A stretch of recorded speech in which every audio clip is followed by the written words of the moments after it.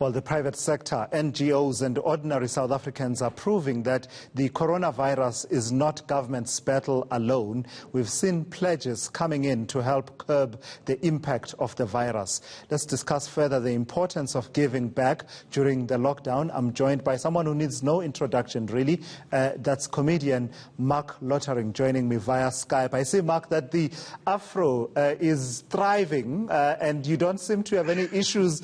You know, people are looking for an opportunity to visit the barber, and I've heard people saying that we need the barbers to be declared essential service workers. None of those problems for you.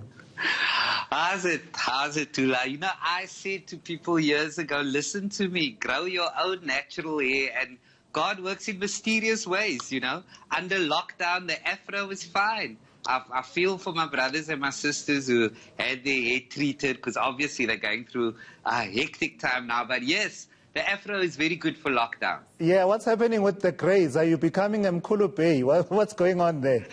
It's just that I have so many pearls of wisdom to offer you people. And, you know, when you've got a streak of grey, the more grey you have, the more respect people have for you. So the grey is good. People listen with much more attentive when I have the grey. Right, Marc, but the situation we're talking about is no laughing matter, right? You've been watching this HCI Foundation e-media collaboration, the COVID-19 Response Fund. And what are your thoughts? My thoughts are, well, it is an absolutely crucial process. It is a fantastic process. You know, I come from the perspective of having worked in theatre and at the Baxter Theatre in Cape Town for so many years. And I know that HCI is involved in getting young South Africans to the theatre, exposing them to the arts. So that is life-giving in itself. But for me, more than that, they are involved with NGOs, feeding the poor, feeding the hungry. And I do believe that, you know, for people watching us who are thinking about whether they should donate, or for people who have donated already, you know, I want your mind to be at ease, because this is an organization that, you know, they've got the relationships with the necessary NGOs to do this thing right. And I think our lives are going to change after this, because as South Africans, we live in a very unequal society.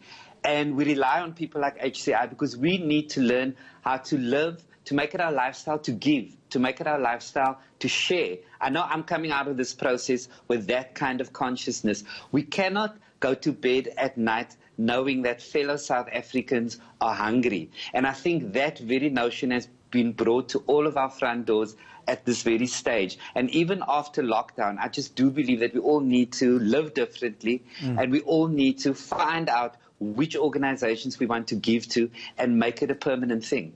Yeah, I don't know about you, Marc, but I'm struck by the response that we've had. I mean, when the e-media HCI Foundation COVID-19 Relief Fund launched, I had no doubt that it would, you know, receive contributions in leaps and bounds.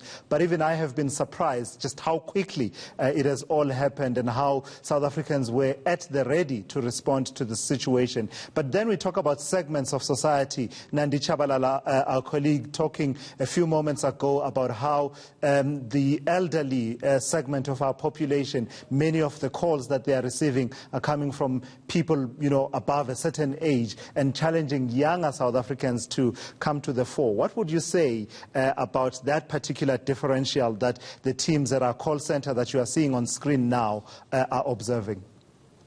You know, I was so touched this morning because I was watching ENCA, and that came up for discussion as well, that so many pensioners were calling in. And this just speaks about the humanity of people, you know, regardless as to what your age is. You just need to be aware of the plight of people living next door to you, of the plight of people living in another community, in another suburb. And if we live with that kind of awareness, then I think you are going to get calls that might surprise people. You're going to get a call from a pensioner who says, I don't have a whole lot of money. Is it okay if I give 300 Rand? But that is how we should all be living. So I was very touched. I was very touched when I saw that on your bulletin this morning. All right, Marc, thank you for that. And of course, Marc is absolutely right. Those donations, including via our SMS lines, you can make a donation from as little as 5 Rand through one of those SMS lines. And so there's really no reason why you should feel that you can't contribute to this important cause. Marc Lottering, good to see you.